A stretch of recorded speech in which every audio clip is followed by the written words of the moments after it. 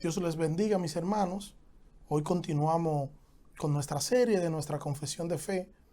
Recordar que estamos en las buenas obras y hoy estamos ya en lo que es la cuarta parte de este tema de las buenas obras, que es un tema que tenemos que analizar con cierto cuidado para que nosotros podamos comprender a cabalidad lo que las escrituras dicen en torno a este tema.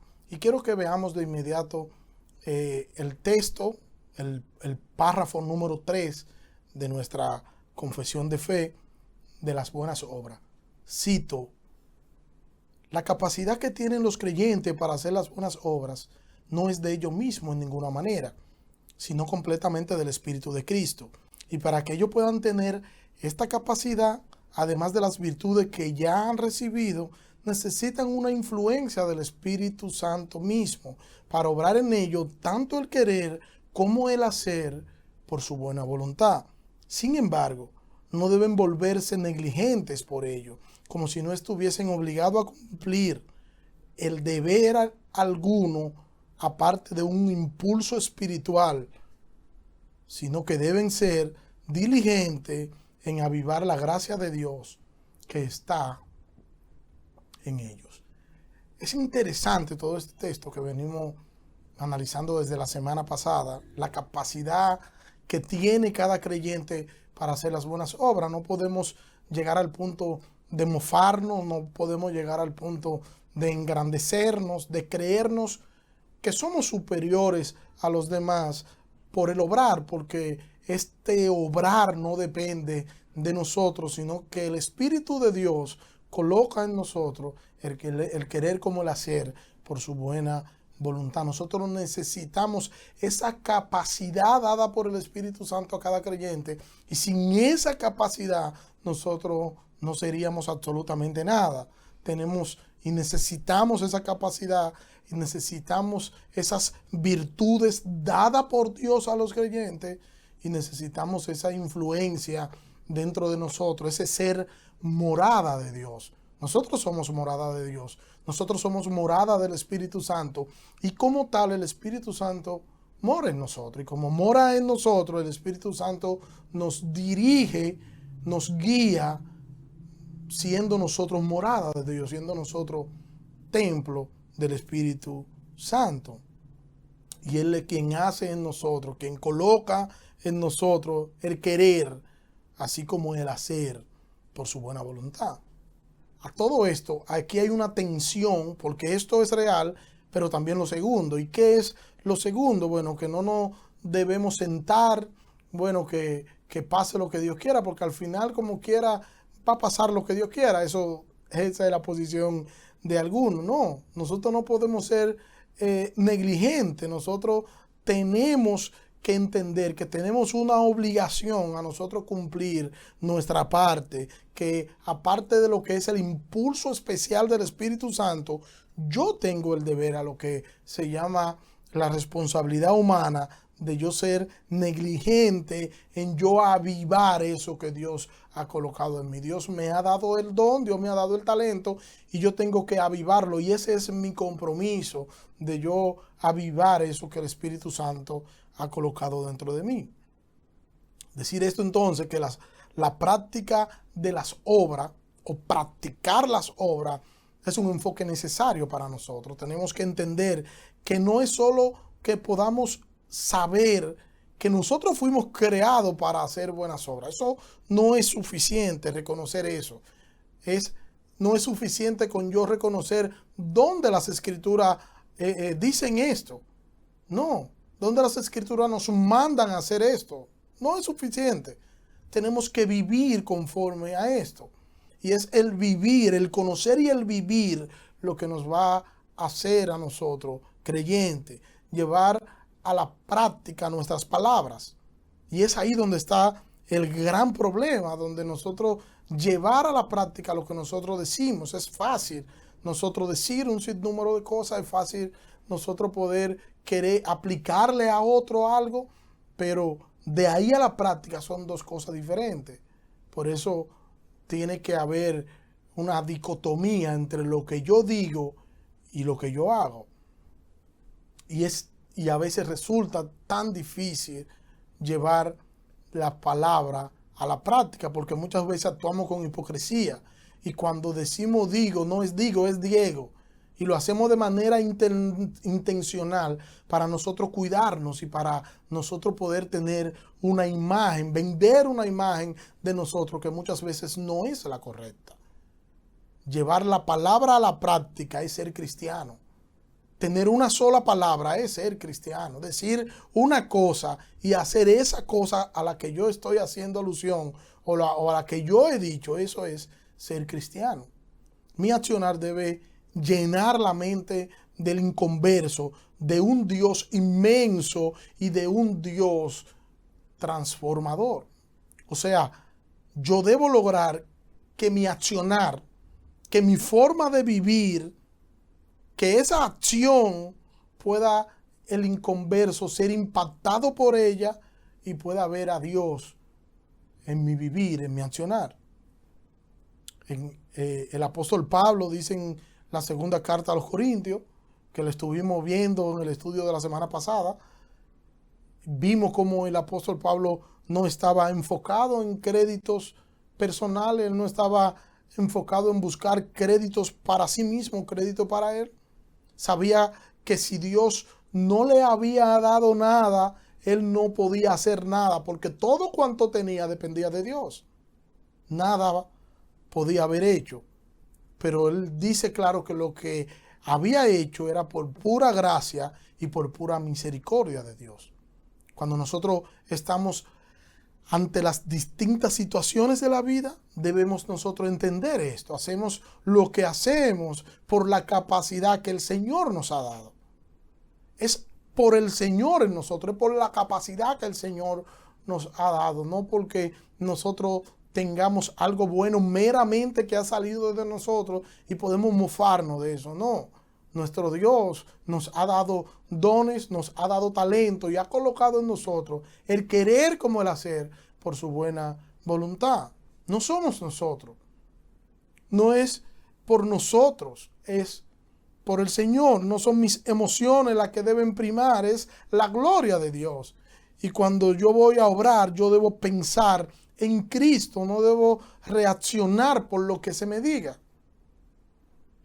Reaccionar en automático, como dirían algunos. Hay personas así, que tú le dices algo y sin pensar te dan una respuesta y son personas que luego tú lo ves arrepintiéndose porque luego entienden que no debieron decir algo que dijeron en un momento inoportuno simplemente por contestar en automático. O simplemente mantienen su posición por orgullo. O mientras tú vas hablando, no te prestan atención, y eso lo vemos mucho, eso ocurre mucho, no te prestan la atención debida, porque mientras tú vas hablando, ellos van hurgando en su memoria una respuesta para contestarte y poder quedar bien. Hermano, que nosotros no seamos así. Pensemos antes de hablar y pensemos que con hablar y reaccionar, con esto, nosotros glorificamos a nuestro Señor o no. Todo nuestro accionar tiene que ver con la gloria de Cristo, o debería.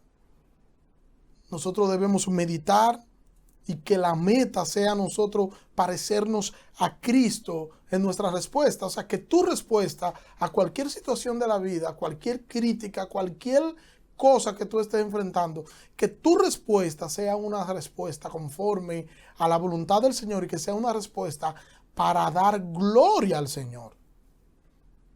No nos dejemos provocar y provocar por gente que son las mismas personas que luego vienen a acusarnos. Aprendamos a callar cuando tengamos que callar y a pedir al Señor que nos dé las palabras adecuadas con las que nosotros podamos glorificarle. No es que tú puedas defenderte. Eso no es lo que yo estoy diciendo. O que tú puedas quedar bien. Tampoco es eso que estoy diciendo.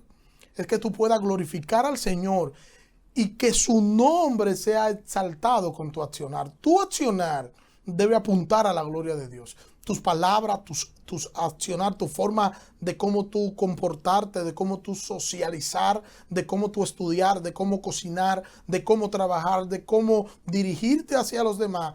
todo eso debe apuntar a la gloria de Cristo. Obrar para la gloria de Dios implica hacer las cosas como para el Señor. Y es ahí donde está el problema.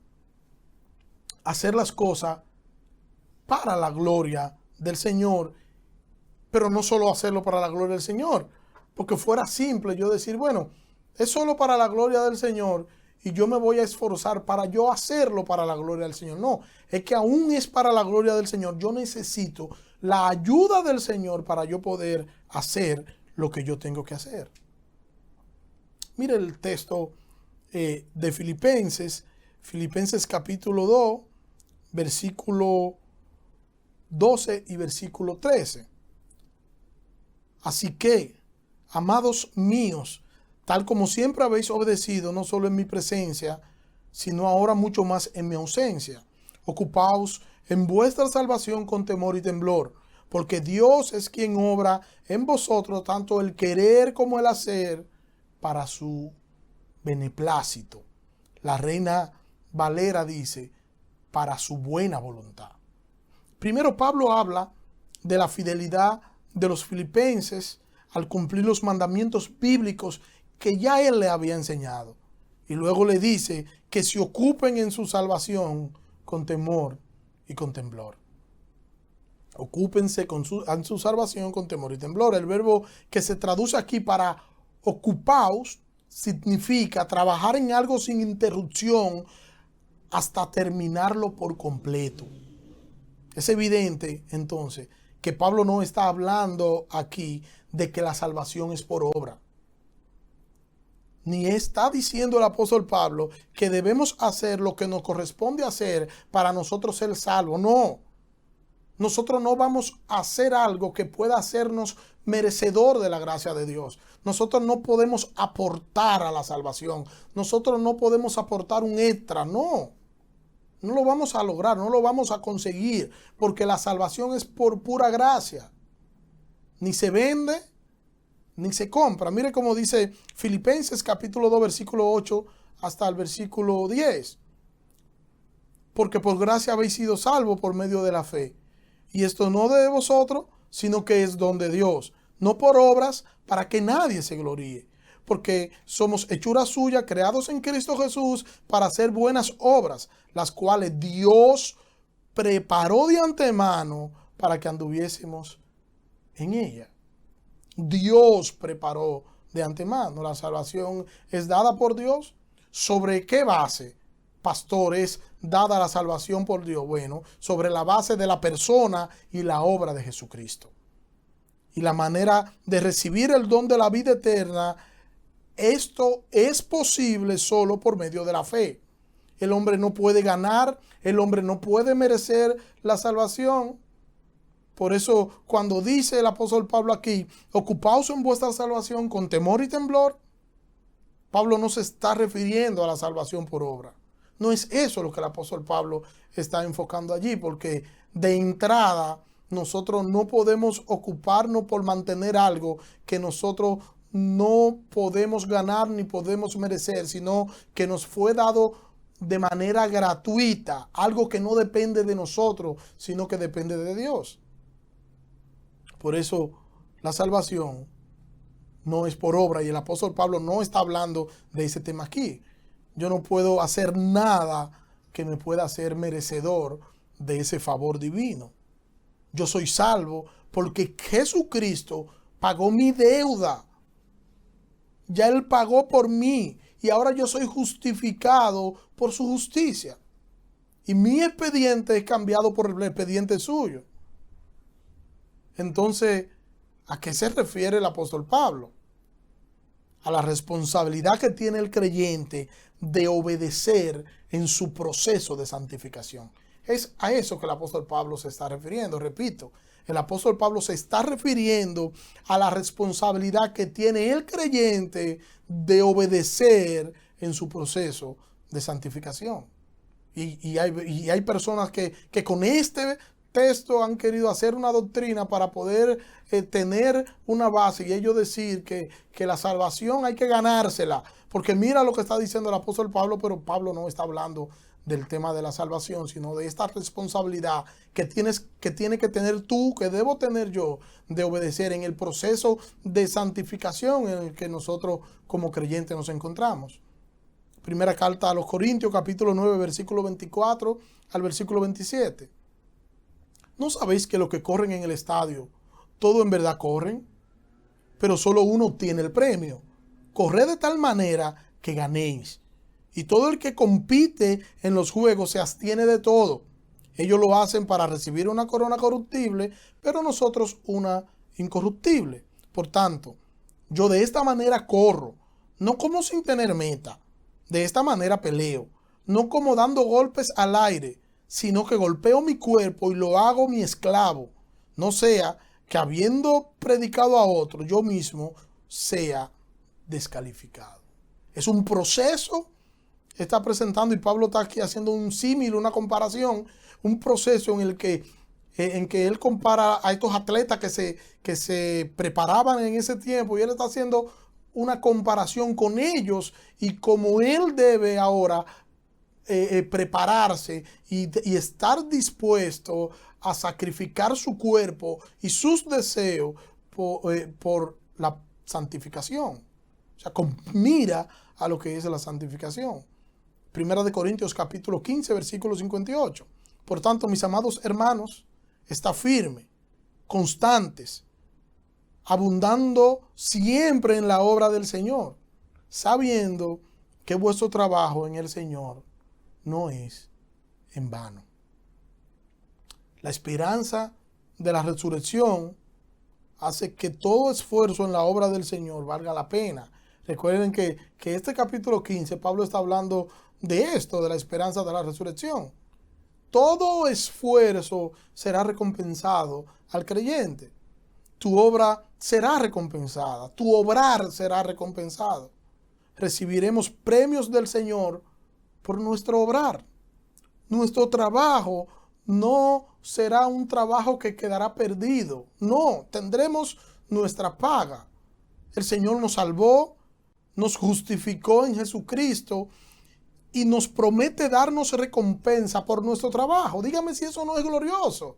El que pone en nosotros el querer como el hacer, por su buena voluntad, el que nos salvó, nos redimió, nos escogió en Cristo desde antes de la fundación del mundo, nos dice a nosotros que por ese obrar, un obrar que no depende meramente de nosotros, sino que es colocado por su Espíritu Santo en nosotros, que nosotros podemos verlo en las Sagradas Escrituras, pero a pesar de eso, Él dice que nos va a recompensar y que nuestro trabajo no será un trabajo en vano. Esto es algo glorioso, hermanos. Esto es algo maravilloso y es digno de que nosotros podamos detenernos, de que nosotros podamos hacer un alto y podamos meditar en ello. Seremos recompensados.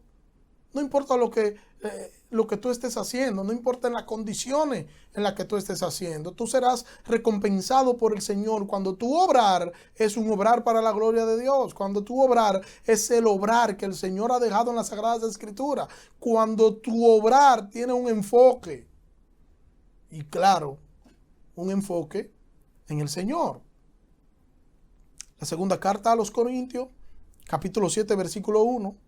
Por tanto, amados, teniendo estas promesas, limpiémonos de toda inmundicia de la carne y del espíritu, perfeccionando la santidad en el temor de Dios. Limpiémonos. Y esto tiene que ver, reitero, con lo que es la responsabilidad humana. Limpiémonos. Alejémonos del pecado, alejémonos de la inmundicia, alejémonos de las cosas que a nosotros como creyentes nos hacen daño. Hay programas que uno ve, que uno sabe que uno no lo puede ver, porque uno sabe que uno termina pecando cuando lo ve. Hay películas, hay series que uno no la puede ver porque uno sabe que uno termina pecando. Hay cosas que nosotros sabemos que no la podemos hacer, que para otro hermano no es pecado, pero para mí sí, porque en mí despierta la lujuria, despierta el pecado dentro de mí. Y yo reacciono diferente a mi hermano. Entonces yo tengo que conocerme para yo poder cuidarme. Yo tengo que conocer cuáles son los pecados favoritos, los pecados que me gustan, los pecados que me atraen para yo poder hacer como José. huir del pecado. Efesios capítulo 4, versículo 1 al versículo 3. Yo pues, prisionero del Señor, os ruego que viváis de una manera digna de la vocación con que habéis sido llamados, con toda humildad y mansedumbre, con paciencia, soportándoos unos a otros en amor. Esforzaos por preservar la unidad del Espíritu en el vínculo de la paz, soportándose unos a otros en amor. Pablo dice, yo ruego que ustedes vivan de una manera digna. ¿De qué, Pablo? De la vocación con que ustedes habéis sido llamados. Vivan de una forma digna, de una forma, o podríamos decirlo de esta manera, vivan a la altura del llamado que Dios le hizo a ustedes. Pablo aquí se está refiriendo a la cordura, a la conducta diaria del creyente. Es lo que Pablo está aquí enfatizando. Y nos está haciendo un llamado a vivir conforme a la posición que nosotros tenemos en Cristo. Y debemos nosotros como tales ocuparnos de nuestra manera de vivir con temor y con temblor. Debemos entender que debemos vivir vidas santas. Debemos entender que debemos vivir vidas que agraden a nuestro Señor. El Señor nos salvó y debemos vivir a la altura de ese llamamiento que nos ha hecho el Señor a nosotros. Todo mi accionar debe estar a la altura de eso. Toda mi vida, todo, absolutamente todo. Todo mi radio de acción debe estar a esa altura, todo lo que yo hago en él, pero también todas mis relaciones. En mi casa tiene que verse eso. Tiene que verse que yo vivo a la altura de lo que es un hombre, de lo que es una mujer que vive conforme a la voluntad de Dios, que vive una vida con temor y temblor, porque lo único que quiere conseguir con su accionar es glorificar a su Señor. ¿Vivimos nosotros así? ¿Podemos nosotros decir que nosotros descansamos en el Señor y que toda nuestra vida, sin importar lo que suceda en ella, nosotros la dedicamos a nosotros poder agradar a nuestro Señor aunque nos duela? ¿Podemos decir eso? Pensemos, hermano, porque si no podemos decir eso, ¿de qué ha valido todo entonces? Nosotros debemos vivir vidas que agraden a nuestro Señor. Ya nosotros no debemos discutir como discutíamos antes, esperando tener la razón y esperando que los demás vean que yo sí sé y el otro no sabe. Ya nosotros no debemos enfocarnos en nuestros deseos pecaminosos. Yo no debo ahora solo pensar en mí, pensar en mis gustos, volverme un narcisista. Mi trato con los demás debe estar basado en lo que enseña la palabra de Dios. Y con esto yo voy a glorificar su nombre. Yo debo ocuparme de esto. Empeñarme en vivir una vida de frente a la cruz. Ocuparme con temor y con temblor. O sea, con una actitud correcta, procurando mi santificación. Dios es quien pone en nosotros el deseo de nosotros hacer su voluntad. Pero aquí hay una tensión. Dios pone el deseo y yo tengo la responsabilidad de hacer. Yo tengo la responsabilidad. O sea, estoy llamado a esforzarme para hacer. Estoy llamado a esforzarme para vivir una vida que agrade a mi Señor. Por tanto, es Dios quien debe importar en mi vida. Y es Dios el único que puede capacitarme para eso. Es algo que yo no lo puedo hacer solo. Yo necesito la ayuda del Espíritu Santo. Yo necesito la capacitación del Espíritu Santo para que el Espíritu Santo me guíe a hacer lo correcto. Me ayude a yo poder poner cada cosa en su justo lugar. Y que toda mi vida, que todas mis relaciones, todo, absolutamente todo, pueda girar en torno a la gloria de mi Señor, a la gloria de mi Salvador, y que yo pueda, tal y como dice el autor de los Hebreos, poner los ojos en Jesús, quien es el autor y consumador de nuestra fe.